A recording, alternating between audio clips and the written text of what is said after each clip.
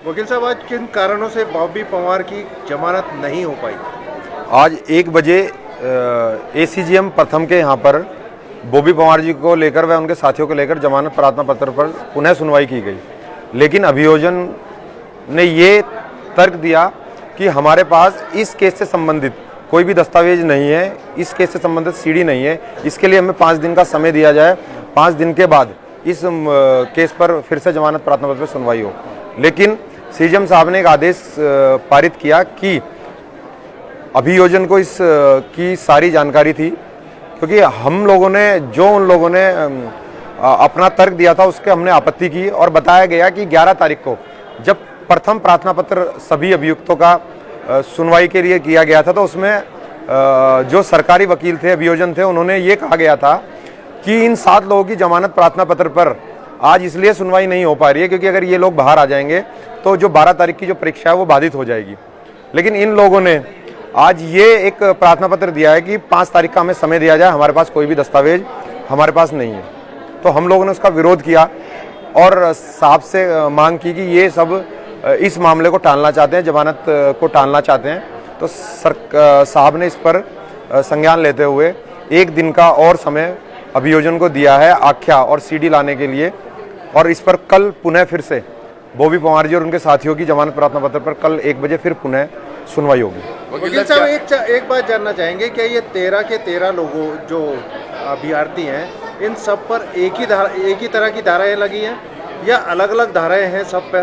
क्योंकि 6 लोगों की जमानत हो जाती है और बाकी लोग रह जाते हैं। देखिए, जो 10 तारीख को जो मुकदमा पंजीकृत हुआ था इन पे, उस घटना के बाद उस एफआईआर में जितने भी 13 के 13 अभियुक्त थे, उन सभी पे एक ही धाराओं में मुकदमा पंजीकृत हुआ था।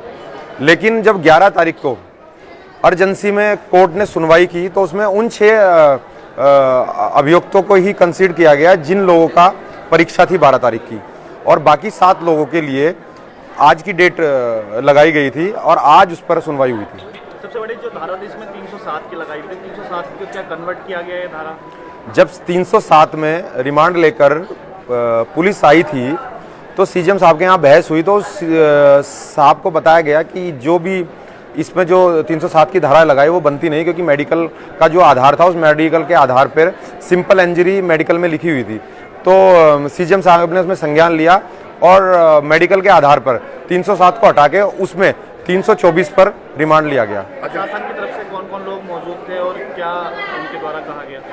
शासन की तरफ से जो बेल का जो अपोज कर रहे थे उसमें डीजी साहब थे, जेडी साहब थे, डीजीसी साहब थे, एसपी सिटी थी और एपीओ साहब थे। सभी लोगों ने बेल का विरोध किया गया और एक अर्जोनमेंट दिया गया कि हमें 5 दिन का समय चाहिए, हमारे पास इस केस से संबंधित कोई भी आख्या और सीडी नहीं है जिससे कि हम इस प्रार्थना पत्र पर अपनी बहस कर सकें। सर, इस पर आपने क्रॉस क्वेश्चन किया कि जब आपके पास सबूत ही नहीं है या अभी नहीं है तो आपने ये मामले दर्ज कैसे किए?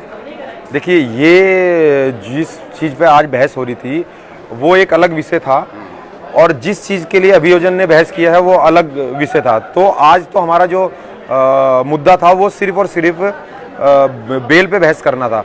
जो चीज़ें आप कह रहे हैं वो एक ट्रायल का विषय है। अच्छा सर, अब क्या लग रहा है आपको कि कल के लगा तारीख लगी है, क्या लगता है आपको ये अभी भी प्रभावित कर सकते हैं या? देखिए, जिन धाराओं में मुकदमा पंजीकृत किया गया है उन धाराओं में अमूमन 1 दिन में